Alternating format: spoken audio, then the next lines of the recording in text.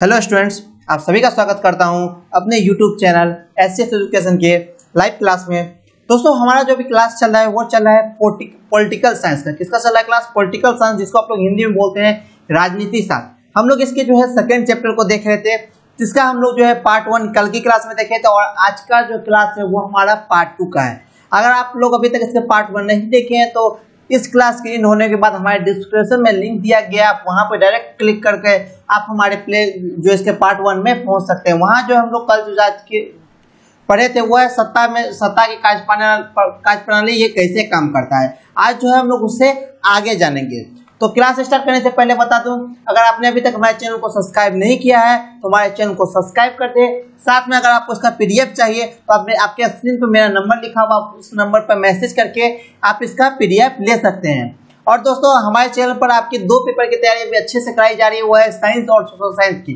तो ये दोनों की हम लोगों की रेगुलर क्लास 8 PM में हो रही है, तो आप लोग रेगुलर क्लास हमारे 8 PM में कर सकते हैं। तो चलिए हम लोग अपने आज की क्लास को स्टार्ट करते हैं। तो आज जो हम लोग सबसे पहले समझेंगे वो है केंद्र राज्य संबंध। ये हम लोगों को कल छूट गया था, केंद्र राज्य संबंध कैसा है, तो मैं आज इसको कवर कर देता हूं। उसके बाद हम लोग जो है बिहार में कैसे काम होता है, बिहार में ग्राम पंचायत कैसे, ये सब के जो है हम आज की क्लास में पढ़ेंगे। तो पहले हम आज का टॉपिक लेते हैं, वो है केंद्र राज्य संबंध, कि ये कैसे काम करता है। तो दोस्तों, हम लोग कल पढ़े थे कि कल जो है हम लोग केंद्र राज्य में कितने भागों पे केंद्र कानून बना सकता है, कितने भागों में राज्य कानून बना सकता है, दोनों मिलकर कितने भागों में विषय पर कानून बना सकता है, ये सब जो है दोस्तों हम लोग कल की क्लास में पढ़ाई कर चुके थे। तो हम लोग आज उससे आगे बढ़ते हैं और हम केंद्र राज्य संबंध समझते हैं। तो जैसा कि आप लोग कल पढ़ चुके हैं, उसमें से आपको अंदाजा लग गया होगा कि केंद्र जो है सबसे शक्तिशाली स्थिति में रहता है। केंद्र किसी स्थिति में रहता है? केंद्र सबसे शक्तिशाली स्थिति में रहता है, और दूसरी ओर राज्यों की पहचान की भी मान्यता है। अतः केंद्र और राज्यों के बीच संबंध संघीय व्यवस्था के कार्यक्रम की परीक्षा के लिए कसौटी का काम करता है। दोस्तों, ये आप लोग अक्सर देखते होंगे, जब केंद्र और राज्य दोनों में एक ही पार्टी की सरकार होती है तो सभी स्थिति सामान्य होती है। अगर केंद्र और राज्य ये दोनों जगह का सरकार सेम है, अगर यहाँ किसी पार्टी की सरकार है वहां भी उसी पार्टी की सरकार है, तो सभी स्थिति सामान्य होगी। क्या होगी? सभी स्थिति इसमें सामान्य होगी। वही दोस्तों, अगर दोनों जगह सरकार सेम नहीं रहती है तो दोनों दल के बीच टकराव देखने को मिलती है। आप लोग अक्सर देखते होंगे, अगर केंद्र में और राज्य में दोनों एक ही पार्टी की सरकार है तो फिर किसी भी प्रकार की कोई दिक्कत नहीं है। अगर केंद्र और राज्य दोनों में अलग अलग पार्टी की सरकार होती है तो ये अक्सर दोनों के बीच जो है टकराव होते रहता है। तो ये आप लोगों का केंद्र और राज्य संबंध है। और इसी में है दोस्तों एक बात, आपका एक इंपॉर्टेंट टॉपिक है, वो है दोस्तों, जब केंद्र और राज्य में संबंध होती है तो भारतीय संघीय व्यवस्था में राज्यपाल की भूमिका केंद्र और राज्यों के बीच हमेशा से विवाद का विषय रही है। क्या दोस्तों? जब भारतीय संघीय राज्य में राज्यपाल की भूमिका केंद्र और राज्यों के बीच हमेशा से विवाद का विषय रही है, विशेषकर वैसी स्थिति में जब केंद्र और राज्य में दोनों के अलग अलग दल सत्तारूढ़ में रहे। अगर दोनों ही दल अलग अलग सत्ता में रूठ जाते हैं तो ऐसी स्थिति आप लोगों को मिलती है। जब जैसे अगर आप लीजिएगा कि अगर केंद्र में बीजेपी की सरकार है, अगर दूसरे स्टेट में दूसरे पार्टी की सरकार है तो फिर उसमें टकराव मिलेगा। अगर केंद्र में भी बीजेपी है और बिहार में भी बीजेपी है तो फिर इसमें टकराव कम मिलेगा। तो इस दोनों के बीच में सबसे विवाद की भूमिका रहती है, वो है राज्यपाल की। किसकी? ऐसा क्यों होता है दोस्तों, मैं आपको ये समझाता हूँ कि अगर दोनों के बीच टकराव ऐसा क्यों होता है। तो राज्यपाल की नियुक्ति कौन करता है, ये आप लोग याद रखेंगे। ये राज्यपाल की नियुक्ति केंद्र सरकार द्वारा होती है। राज्यपाल की नियुक्ति किसके द्वारा होती है? आप लोग इस क्वेश्चन को याद कर लेंगे, ये ऑब्जेक्टिव के द्वारा पूछा जाता है और आपके जानने के लिए भी ये बहुत ज्यादा इंपॉर्टेंट है कि राज्यपाल की नियुक्ति केंद्र के द्वारा होती है। अतः राज्यपाल के फैसलों एवं सिफारिश अक्सर राज्य सरकार के कार्यों में हस्तक्षेप के रूप में देखा जाता है। अगर कोई फैसला राज्य सरकार लेती है और उससे अगर केंद्र को कोई प्रॉब्लम होता है तो उसमें जो है राज्यपाल का जो है सिफारिश लगाई जाती है। अगर राज्यपाल किसी चीज में फैसला लेता है तो वो एक सर्वोपरि होती है और वो जो है राज्य सरकार के भी फैसले से ऊपर होती है। जैसा मैंने आप लोगों को बताया था कि अगर राज्य और केंद्र सरकार दोनों के बीच में अगर टकराव होता है तो केंद्र सरकार के द्वारा बनाए गए फैसले मान्य होते हैं। इसलिए राज्यपाल की नियुक्ति केंद्र सरकार करती है। इसलिए राज्यपाल अगर कोई फैसला लेता है वो केंद्र सरकार का फैसला माना जाता है। तो जब राज्यपाल कोई फैसला जो है राज्य के खिलाफ लेता है तो वो सिफारिश अक्सर दोनों के बीच जो है हस्तक्षेप के रूप में देखा जाता है। किस पर? राज्य के फैसलों पर। जैसा कि आप हाल में जो इसकी फैसला ले सकते हैं वो है, आप ले सकते हैं दिल्ली का। तो ऐसा ही होता है राज्यपाल का फैसला। तो राज्यपाल की नियुक्ति कौन करता है?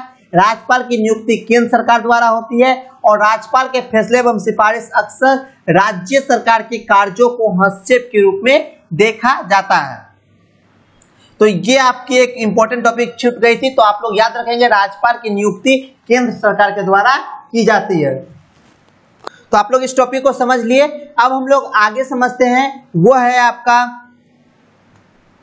स्थानीय स्वशासन। हम लोग आज इस क्लास को एंड कर देंगे और इस टॉपिक के आज के हम टोटल क्वेश्चन को, आज इस चैप्टर को हम लोग कोशिश करेंगे कि हम आज इस चैप्टर को खत्म कर दें, इसलिए आप लोग हमारे साथ अंत तक बने रहे। मैं आज इस चैप्टर को खत्म कर दूंगा। तो हम लोग समझते हैं स्थानीय स्वशासन किसको कहते हैं। तो जब किसी स्थानीय क्षेत्र का शासन उस क्षेत्र के लोगों अथवा प्रतिनिधियों द्वारा चलाया जाता है, उसको हम लोग क्या बोलते हैं? स्थानीय स्वशासन। स्थानीय स्वशासन किसको बोलेंगे? फिर से आप लोग समझेंगे। जब किसी स्थानीय क्षेत्र का शासन उस क्षेत्र के लोगों अथवा प्रतिनिधियों द्वारा चलाया जाए, उसको हम लोग स्थानीय स्वशासन कहते हैं। तो हम लोग जो आप समझेंगे वो एक चार्ट के द्वारा समझेंगे कि आप लोगों को जिससे समझने में कोई भी दिक्कत ना हो। और आप लोग मैंने जैसे ऐसा चार्ट जो है पहली बार देखे होंगे या आप लोगों को समझाने का प्रयास मैंने पहली बार किया होगा। मैंने तो बहुत सारे बताया था जिससे पहले था, लेकिन आप लोग जो आज देखेंगे वो आज आप पहली बार देखेंगे। अगर आप लोग कहीं देखे होंगे तो अच्छी बात है, अगर नहीं तो आप लोगों को मैं इसको एक चार्ट के द्वारा समझाता हूँ कि बिहार में पंचायती राज व्यवस्था मतलब स्थानीय स्वशासन किस प्रकार है। तो ये आप लोगों का ग्राफ बन गया है। अब हम लोग इसमें लिखते हैं। तो पहला हमारा होता है नगरीय। पहला हमारा क्या होता है? हम नगरीय शासन व्यवस्था को पहले देखते हैं। पहले नगर में देखते हैं शासन व्यवस्था किस प्रकार होती है। तो नगर में शासन व्यवस्था 3 प्रकार की होती है। कितने प्रकार की? नगर में शासन व्यवस्था 3 प्रकार की होती है। पहला हमारा होता है नगर पंचायत, दूसरा हमारा होता है नगर परिषद और तीसरा होता है हमारा नगर निगम। अभी हम लोग कैसी व्यवस्था देख रहे हैं? हम लोग अभी नगरीय स्वशासन व्यवस्था देखते हैं कि बड़े बड़े शहरों में कैसी व्यवस्था होती है। तो पहला हमारा है नगर पंचायत, दूसरा हमारा है नगर परिषद और तीसरा हमारा है नगर निगम। तो नगर पंचायत के क्या सब अंग होते हैं? क्या सब हम लोग समझेंगे अब। नगर पंचायत के हमारे क्या सब अंग होते हैं? तो नगर पंचायत के अंग, पहला अध्यक्ष, दूसरा हमारा उपाध्यक्ष, तीसरा हमारा कार्यपालक पदाधिकारी। तो ये सब है नगर पंचायत के अंग। आप लोग जो है इसके अंग सबको याद कर लेंगे।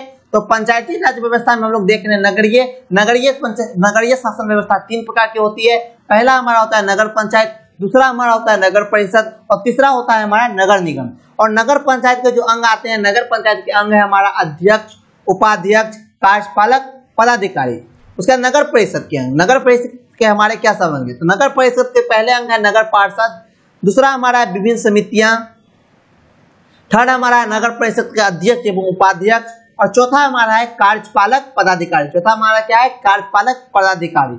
उसके बाद दोस्तों नगर निगम के अंग, हम लोग नगर परिषद के अंग देखे और हम लोग अब नगर निगम के अंग देखते हैं। तो नगर निगम में पहला है महापौर और उप महापौर। क्या है? महापौर और उप महापौर। दूसरा हमारा है नगर परिषद। क्या है दूसरा हमारा? नगर परिषद। थर्ड हमारा है स्थानीय समिति। नगर परिषद जो है इसका एक अलग अंग है और नगर परिषद के अंदर जितने भी अंग आते हैं वह सारे नगर निगम के अंतर्गत आते हैं। उसके बाद स्थानीय समिति, उसके बाद परामर्श समिति, तो उसके बाद नगर आयुक्त। तो ये सभी हम लोगों का हो गए नगरीय शासन व्यवस्था के एक स्वरूप। आप लोग फिर से देख लेंगे ये चार्ट को और चार्ट को देख के अच्छे से समझने के प्रयास करेंगे कि नगरीय शासन व्यवस्था 3 प्रकार की होती है। नगर पंचायत पहला में, दूसरा हमारा नगर परिषद और तीसरा हमारा है नगर निगम। आप तीनों को इसमें, उसके बाद हम लोग आपको बताए नगर पंचायत के क्या सब अंग है। नगर पंचायत के पहला अंग है अध्यक्ष, उपाध्यक्ष, कार्यपालक पदाधिकारी। उसका नगर परिषद के विषय में नगर पार्षद, विभिन्न समितियां, अध्यक्ष एवं उपाध्यक्ष, कार्यपालक पदाधिकारी। उसके बाद नगर निगम के अंग, नगर निगम में आते हैं महापौर एवं उप महापौर। नगर परिषद के जितने अंतर्गत अंग आते हैं वो सभी नगर निगम के भी आते हैं। उसके बाद स्थानीय समिति, उसके बाद परामर्श समिति, उसके बाद हमारा आता है नगर आयुक्त। अब हम लोग देखते हैं थर्ड सेकेंड जो देखेंगे वो है, अब हम लोग देखते हैं ग्रामीण में, हमारे गाँव में किस प्रकार की स्थानीय शासन व्यवस्था होती है, स्वशासन। इससे पहले हम लोग देखें शहरों में, बिहार में स्थानीय स्वशासन नगर में कैसी है। अब हम लोग अपने ग्रामीण इलाका में देखेंगे कि ग्रामीण इलाका में स्थानीय स्वशासन व्यवस्था किस प्रकार की रहती है। तो आप लोग इस हमारे क्लास को पूरा अटेंड करें और जितने भी क्लास को स्टूडेंट देखते हैं वो हमारे वीडियो को अवश्य लाइक करें ताकि हम देखेंगे कि हमारे सपोर्ट में कितने स्टूडेंट हैं। और आप अगर हमसे समझाने में कोई छूट रहती है तो आप लोग हमें मैसेज कर सकते हैं, मैं आपको और बेहतरीन तरीका से समझाने का प्रयास करूंगा। तो आप लोगों का जो है फीडबैक हमारे लिए बहुत ही इंपॉर्टेंट है, तो आप लोग हमें फीडबैक करें कि सर आप ऐसे पढ़ाइए, तो आप लोगों के अनुसार मैं चलूंगा। तो आप लोग जो है हमें सपोर्ट करें और ज्यादा से ज्यादा सब्सक्राइबर हमारे चैनल पर लाने का प्रयास करो, वीडियो को ज्यादा से ज्यादा शेयर करें ताकि आपके दोस्त सभी हमारे क्लास को अटेंड कर सके। तो हम लोग अब ग्रामीण स्वशासन व्यवस्था समझते हैं ये किस प्रकार काम करती है। तो ग्रामीण शासन व्यवस्था भी इसके भी तीन अंग है, इसके भी तीन अंग है ग्रामीण पंचायत। पहला हमारा आता है ग्राम पंचायत, दूसरा हमारा आता है पंचायत समिति और थर्ड हमारा आता है जिला परिषद। ये हमारे ग्रामीण पंचायत के तीन अंग है, ग्राम पंचायत, पंचायत समिति और जिला परिषद। तो ये हमारे ग्रामीण समिति के अध्यक्ष हुए। पहला हमारा ग्राम पंचायत हुआ, दूसरा हमारा पंचायत समिति, तीसरा हमारा है जिला परिषद। अब हम लोग इस तीनों के भी अंग जानेंगे। ग्राम पंचायत के अंतर्गत कितने अंग आते हैं, पंचायत समिति के अंतर्गत कितने अंग आते हैं और जिला परिषद के अंतर्गत कितने लोग आते हैं। तो आप लोग हमारे क्लास को पूरा अटेंड करेंगे तो हम लोग समझ रहे हैं। तो आप लोग याद रखेंगे ग्रामीण पंचायत के भी तीन अंग होते हैं। पहला हमारा होता है ग्राम पंचायत, दूसरा हमारा होता है पंचायत समिति और तीसरा हमारा होता है जिला परिषद। तो हम लोग ग्राम पंचायत के अंग देखते हैं कि हमारे ग्राम पंचायत के अंतर्गत कितने अंग आते हैं। तो पहला हमारा आता है ग्राम सभा, पहला हमारा क्या आता है ग्राम सभा। उसका सेकेंड हमारा मुखिया, सेकेंड हमारा क्या आता है मुखिया। थर्ड हमारा आता है ग्राम कचहरी, थर्ड हमारा क्या आता है ग्राम कचहरी। उसके बाद फोर्थ हमारा आता है ग्राम रक्षा दल। ये सब हमारे ग्राम पंचायत के अंग है। क्या सब, ग्राम सभा, मुखिया, ग्राम कचहरी, ग्राम रक्षा दल, उसके बाद ग्राम पंचायत सचिव, ये सब हमारे ग्राम पंचायत के अंग है। तो आप लोग ग्राम पंचायत के अंग देख लिए। ग्राम पंचायत के अंग टोटल ग्राम पंचायत के अंतर्गत आता है ग्राम सभा, मुखिया, ग्राम कचहरी, ग्राम रक्षा दल, ग्राम पंचायत समिति सचिव, ये सब जो है हमारे ग्राम पंचायत के अंग हुए। अब हम लोग पंचायत समिति के अंग देखते हैं कि हमारे पंचायत समिति के अंतर्गत कितने अंग आते हैं। तो पंचायत समिति के पहले होते हैं प्रमुख, सेकेंड हमारा आता है उप प्रमुख, थर्ड हमारा आता है पंचायत समिति के जितने सदस्यगण होते हैं, उसके बाद प्रखंड विकास पदाधिकारी मतलब बीडीओ। ये सब हमारे पंचायत समिति के अंग है। कौन सा, प्रमुख, उप प्रमुख, पंचायत समिति के सदस्य, प्रखंड विकास पदाधिकारी मतलब बीडीओ, ये सब हमारे पंचायत समिति के अंग है।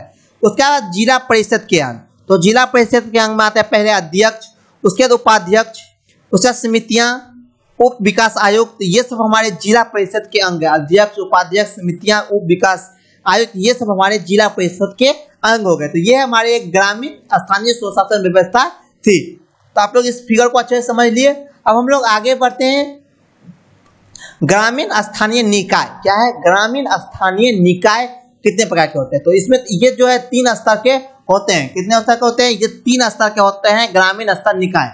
तो पहला स्तर में आता है ग्राम, पहला स्तर में क्या आता है ग्राम। दोस्तों मैं थोड़ा फास्ट इसलिए चल रहा हूँ कि हम लोगों को 8:30 बजे के क्रॉस में इस चैप्टर को आज एंड कर देंगे। तो हम लोग तो सोचते हैं थोड़ा फास्ट चले जिससे आप लोगों को जो है कम टाइम में जो है उतने सिलेबस की कवर हो जाए, क्योंकि हम लोग चाहते हैं आज इस चैप्टर को एंड कर दें ताकि हम लोग कल अपने ऑब्जेक्टिव क्वेश्चन की और बढ़ेंगे। तो हम लोग इस चैप्टर को आज एंड कर देंगे। तो स्तर हमारा है ग्राम, स्थानीय ग्रामीण। लेकिन मैं आप लोगों को समझाने की पूरी तरह से प्रयास करूंगा, उतना भी फास्ट नहीं जाऊंगा जितना आप लोगों को समझ में नहीं आए। मैं आप लोगों को एक एक टॉपिक जो है अच्छे से चार्ट वाइज समझा रहा हूं, इसलिए आप लोगों को समझने में किसी भी प्रकार की कोई भी दिक्कत नहीं होगी। तो हम लोग स्तर देख रहे हैं, तो स्तर 3 प्रकार के हो गए। ग्राम, इसका निकाय होता है ग्राम पंचायत, इसका जो कार्यकाल होता है वो 5 वर्षों का होता है और इसके प्रधान और या प्रमुख होते हैं मुखिया। ग्राम स्तर के जो होते हैं इसके जो है निकाय, किसका नाम क्या होता है ग्राम पंचायत। इसका कार्यकाल कितना, आप लोग कार्यकाल याद रखेंगे। तो ग्राम स्तर के जो कार्यपालक होते हैं उसका कार्यकाल 5 वर्षों का होता है और इसका प्रधान हमारे मुखिया होते हैं। क्या होते हैं, मुखिया। उसके बाद दूसरा हमारा है प्रखंड। तो प्रखंड स्तर का होता है पंचायत समिति। प्रखंड स्तर के क्या होते हैं, पंचायत समिति। इसका भी कार्यकाल 5 वर्षों का होता है और इसका जो है प्रमुख होता है वो प्रमुख होता है। जो मुखिया का जो प्रमुख होता है ये इसका पंचायत समिति का प्रमुख होता है। पंचायत समिति का जो प्रमुख है उसका जिला परिषद, जिला परिषद का भी 5 वर्षों का काम होता है। इसका जिला परिषद का जो अध्यक्ष होता है उसका जो है ये काम होता है, इसका अध्यक्ष होते हैं जिला परिषद के अध्यक्ष और इसका भी कार्यकाल 5 वर्षों का होता है। तो ये हमारे निकाय हो गए ग्राम पंचायत, पंचायत समिति और जिला परिषद। इस सभी का कार्यकाल जो है 5 वर्षों का होता है। ग्राम पंचायत का प्रधान मुखिया होता है, पंचायत समिति का प्रधान उसका प्रमुख होता है और जिला परिषद का प्रधान जो है जिला परिषद का अध्यक्ष होता है।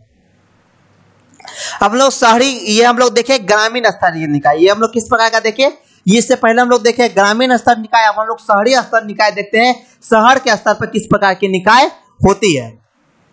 तो ये भी 3 स्तर में होती है। तो पहला स्तर होता है आपका कस्बा के आधार पर। पहला क्या होता है? कस्बा के आधार पर, जिसमें जो है 12,000 से लेकर 40,000 तक की जनसंख्या रखी जाती है। कितने हजार से? 12,000 से 14,000 तक की जनसंख्या कस्बा में रखी जाती है। इस निकाय का नाम है नगर पंचायत। क्या है? नगर पंचायत। इनका जो कार्यकाल है 5 वर्षों का होता है और इसके जो प्रधान या प्रमुख होते हैं वो प्रधान पंचायत अध्यक्ष होते हैं। कौन होते हैं? पंचायत के जो अध्यक्ष होते हैं वो इसके प्रधान या प्रमुख होते हैं। इसमें कितने रहते हैं? कस्बा में जनसंख्या कितनी होती है? कस्बा में जनसंख्या 12,000 से 14,000 के बीच होती है। उसका सेकंड हमारा है छोटा शहर। सेकंड हमारा क्या है? छोटा शहर। छोटा शहर की जनसंख्या 40,000 से लेके 2 लाख के बीच होती है। कितनी? 40,000 से लेके 2 लाख के बीच होती है। इसका जो अध्यक्ष होता है वह नगर परिषद होता है। कौन होता है? नगर परिषद। इनका जो कार्यकाल है ये भी 5 वर्षों का होता है और इसके जो प्रधान होते हैं वो परिषद अध्यक्ष होते हैं। ये हमारा एक छोटा शहर हुआ। छोटे शहर की जनसंख्या 40,000 से लेकर 2 लाख तक होती है। उसके बाद बड़े शहर जहाँ 2 लाख से अधिक जनसंख्या रहती है, इसका नगर निगम का काम होता है। जैसे पटना हमारा एक नगर निगम है, तो ये बड़े शहर वाले जनसंख्या हो गए। इसमें जो है 2 लाख से अधिक लोग रहते हैं। इनका भी कार्यकाल जो है 5 वर्षों का होता है और इसके जो अध्यक्ष होते हैं वो महापौर या मेयर होते हैं। कौन होते हैं? महापौर या मेयर इसके अध्यक्ष होते हैं। तो ये हमारा शहरी स्थानीय निकाय व्यवस्था हो गई। किस प्रकार के? शहरी स्थानीय निकाय। तो ये आप लोगों को समझ में आ गया। हम लोग ग्रामीण देख लिए, शहरी देख लिए। आपको इसका पीडीएफ भी मिलेगा, लेकिन आप लोगों को क्लास अंत तक देखना होगा। क्लास इन तक करने के बाद ही आपको इसका पीडीएफ दिया जाएगा। तो अब हम लोग कुछ क्वेश्चन को देखते हैं जो आपके इंपॉर्टेंट क्वेश्चन बनते हैं। तो पहला क्वेश्चन आपका है ग्राम पंचायत के प्रमुख अंग कौन सा होते हैं? क्या है क्वेश्चन हमारा? ग्राम पंचायत के प्रमुख अंग कौन से हैं? तो ग्राम पंचायत का प्रमुख अंग जो है, ग्राम पंचायत के प्रमुख अंग निम्नलिखित है। पहला हमारा था ग्राम सभा। आप लोग इस क्वेश्चन को याद रख लेंगे क्योंकि ये सभी क्वेश्चन आपके एग्जाम में पूछा जाता है, इसलिए मैं आप लोगों को बताना का समझा और आज इस चैप्टर को मैं इन ही कर दूंगा। तो हम लोग पढ़ रहे हैं ग्राम पंचायत के प्रमुख अंग कौन सा है? क्या है? ग्राम पंचायत के प्रमुख अंग। तो ग्राम पंचायत के प्रमुख अंग तो मैंने इससे पहले देखा, अब हम लोगों को यहाँ विस्तार से समझा देते हैं। तो ग्राम सभा यह पंचायत की व्यापक सभा है और ग्राम पंचायत का क्षेत्र में रहने वाले सभी वयस्क स्त्री पुरुष जो 18 वर्ष के उम्र के हैं इसके सदस्य बन सकते हैं। उसके देखिए सेकंड आते हैं मुखिया। सेकंड क्या आते हैं? मुखिया। यह ग्राम सभा की बैठक बुलाता है और इसकी अध्यक्षता करता है। उसके बाद हमारा आता है ग्राम रक्षा दल। यह गांव की पुलिस की व्यवस्था करता है। ग्राम रक्षा दल क्या करता है? गांव में पुलिस की व्यवस्था करता है। उसके बाद ग्राम कचहरी। यह ग्राम की अदालत है और जिसे न्यायिक कार्य दिए हैं। जिसे क्या दिए गए हैं? न्यायिक कार्य दिए गए हैं। तो ये सब हमारे ग्राम पंचायत के प्रमुख अंग हुए। तो ग्राम पंचायत प्रमुख अंग ग्राम सभा, मुखिया, ग्राम रक्षा दल और ग्राम कचहरी है। अब हम लोग आगे देखते हैं नगर निगम के आय के प्रमुख साधन क्या सब है। तो नगर निगम के आय के प्रमुख साधन है गृह कर। जो नगर निगम गृह समूह से उनके जायदाद के कर के मूल को एक निश्चित प्रतिशत गृह कर के रूप में वसूलता है। उसका दूसरा हमारा है जल कर, जो मकान तथा दुकान के कर मूल के निर्धारित प्रतिशत लगभग 3% वसूल करता है। उसके बाद हमारा आता है मनोरंजन कर, जो हमारे नगर निगम के आय का मुख्य साधन होता है। उसके अतिरिक्त जो है नगर निगम को जो आय आती है वो आती है विज्ञापन संबंधित बैनर से, होल्डिंग से, साइन बोर्ड आदि से भी ये सब जो है कर वसूलता है हमारा नगर निगम। तो ये सब जो है हमारे नगर निगम के आय के प्रमुख साधन हुए। अब हम लोग थर्ड क्वेश्चन की ओर देखते हैं। थर्ड क्वेश्चन हमारा है जिला परिषद के 3 कार्य को लिखिए। ये सभी आपको क्वेश्चन पूछता है, तो मैं आप सभी को इसका पीडीएफ भेज दूंगा ताकि आप लोग वहां पर अच्छे से पढ़ लेंगे और अपने बुक से भी पढ़ लेंगे। तो मैं आपको सिर्फ यहाँ दिखा दे रहा हूँ, आप लोग इसको अपने बुक से अच्छे से पढ़ लेंगे। या मैं पीडीएफ दूं तो आपको इसका पॉइंट वाइज कर दिया है, आप लोग अपने पॉइंट वाइज अपने बुक से पढ़ सकते हैं। तो जिला परिषद जो है प्रशासनिक कार्य नहीं करने पड़ते हैं, इसे केवल समन्वय में लाने की और निरीक्षण करने वाली संस्था में ही स्थापित किया जाता है। इसके निम्नलिखित कार्य हैं। पहला, ये अपने क्षेत्र में पंचायत समितियों के कार्यों का समन्वय स्थापित या प्रयत्न करता है। दूसरा इसका कार्य वह पंचायत समितियों अथवा वार्षिक बजट पास करके जिला परिषद उस पर सोच विचार कर अपनी स्वीकृति देती है। उसका जिला परिषद अपने क्षेत्र के पंचायत समितियों के कार्यों पर निगरानी रखती है। तो यह हमारा थर्ड क्वेश्चन है। अब हम लोग ग्राम पंचायत के कार्य एवं शक्तियों का वर्णन करें, ये हमारा चौथा क्वेश्चन है। तो हम लोग जो है ग्राम पंचायत पहले कार्य को समझते हैं। तो ग्राम पंचायत के जो है ग्राम पंचायत क्षेत्र के विकास के लिए वार्षिक योजना तथा वार्षिक बजट तैयार करता है। पहला क्या काम है? ग्राम पंचायत क्षेत्र जो है वार्षिक विकास के लिए वार्षिक योजना तथा वार्षिक बजट तैयार करता है। दूसरा, प्राकृतिक विपदा में सहायक करने का कार्य करता है। प्राकृतिक विपदा में जो है ये सहायक करने का कार्य करता है। उसका सार्वजनिक संपत्ति से अतिक्रमण हटाने का कार्य, ये सभी ग्राम पंचायत के अंतर्गत आते हैं। उसका स्वैच्छिक श्रमिकों को संगठित करना एवं सामुदायिक कार्यों में समुचित सहयोग करना। तो ये हमारा हो गया ग्राम पंचायत का कार्य। अब हम लोग ग्राम पंचायत की शक्ति को देखते हैं कि ग्राम पंचायत के पास क्या सब शक्तियाँ होती है। तो ग्राम पंचायत के पास जो शक्ति है वह पहला संपत्ति अर्जित करने, तो ये हमारा हो गया। उसके बाद राज्य वित्त आयोग के अनुशंसा पर संचित निधि एवं सहायक अनुदान प्राप्त करना, तो ये सभी हमारे ग्राम पंचायत के शक्ति आ गए। उसके बाद हमारा नेक्स्ट है नगर निगम के प्रमुख कार्यों का वर्णन करें।